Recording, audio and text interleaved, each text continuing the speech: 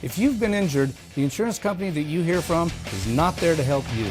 Don't get bullied by insurance companies. Call Jason Ernest and bully them back at 775-727-9500.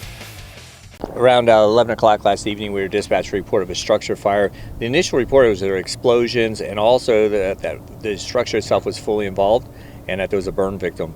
So immediately we assigned a crew to make sure that everybody was out of the structure and also what the extent of injuries potentially were. Engine 5 arrived first. Did their scene size up, found in fact the building was fully involved. There was numerous exposures, which meant that there was occupied trailers surrounding the building, which were closely located. And we also determined that all occupants were out of the building. However, we did have one patient sustain significant burn injuries. We added Mercy Air 21 to our assignment. Medic 2 was assigned to patient care and transported that patient to Mercy Air and subsequently flown to trauma. The crews did an outstanding job. It was a long night, but unfortunately there was this house was occupied by children. We want to make sure everybody was safe. And we quickly controlled the fire with no further extension to those nearby exposures. And the fire is under investigation.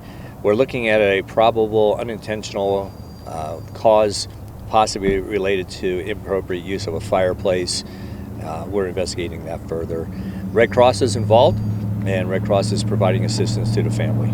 They were exposed to fire products, and there was initial information suggesting that they were trying to extinguish a fire and didn't necessarily call 911 immediately. And during that time frame and ensuring that everybody was both out and in the attempts to extinguish, those burns were sustained. It's unfortunate. As crews were responding, we could obviously see a large body of fire in the reported address.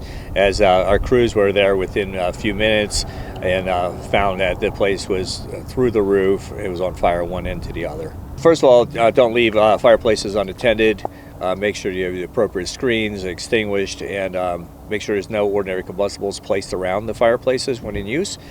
If there is any kind of event, make sure you call 911 immediately. Doesn't mean you don't have to not try to extinguish it, but do so in a prudent manner. Make sure there's no risks involved. Make sure everybody's safe and accounted for. Get the fire crews on the way. That way we can make sure that we have the best opportunity to help them. Those occupants are still in those structures and they're safely allowed to use them. The power was secured to the primary dwelling involved in the fire, but their power to those other units was maintained by Valley Electric, so there was really no disruption.